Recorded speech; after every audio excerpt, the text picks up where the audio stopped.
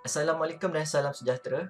Pada hari ini saya akan membedah sebuah buku yang hebat yang memberi banyak impak positif dari diri saya dari segi career, talent, cara untuk membina unfair advantage dan banyak lagi.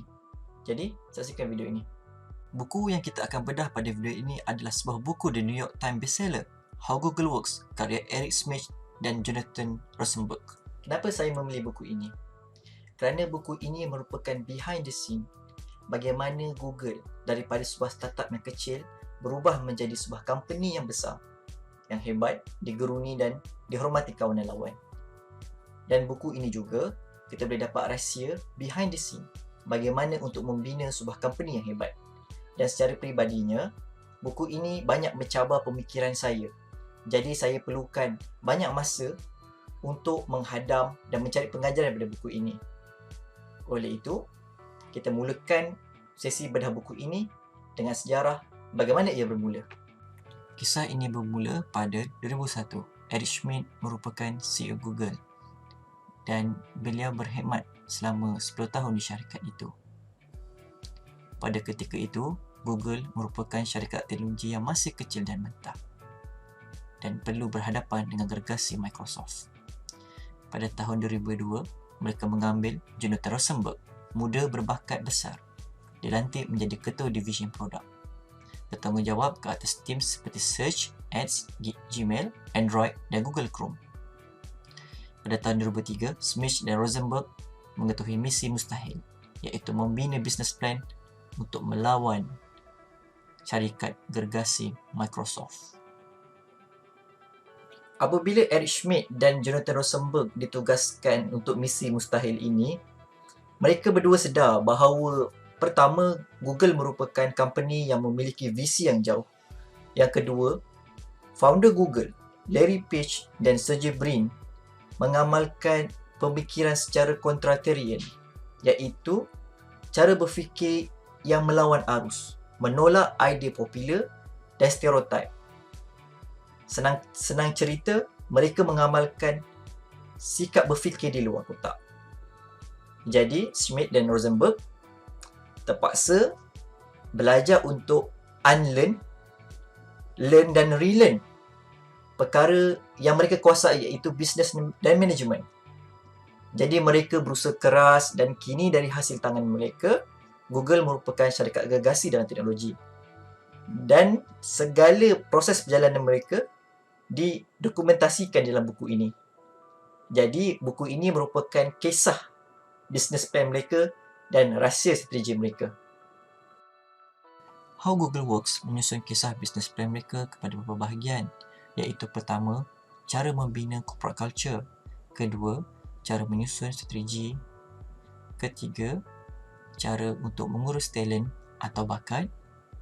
Keempat, cara untuk membuat decision atau keputusan. Kelima, cara untuk menyampaikan komunikasi. Keenam, cara untuk berinovasi. Dan ketujuh, cara mengurus kekacauan ataupun disruption. Setelah kita tahu 7 intipati buku ini, saya ingin menjelaskan satu elemen yang penting dalam company Google, iaitu para pekerja. Para pekerja di sini saya maksudkan adalah para engineer mereka. Bagi company Google, engineer adalah jembatan yang menghubungkan dari teknologi kepada consumer mereka. Dan engineer adalah wizard yang menjelmakan segala angan-angan mereka kepada realiti. Google sedar untuk memiliki unfair advantage, setiap engineer mereka mesti memiliki sifat smart kreatif. Jadi smart kreatif adalah topik utama perbincangan video ini. Dan smart kreatif adalah ciri-ciri yang perlu ada pada setiap pekerja Google dan ia adalah elemen yang didambakan oleh Google. Jadi, apakah itu smart kreatif? Apakah itu smart kreatif?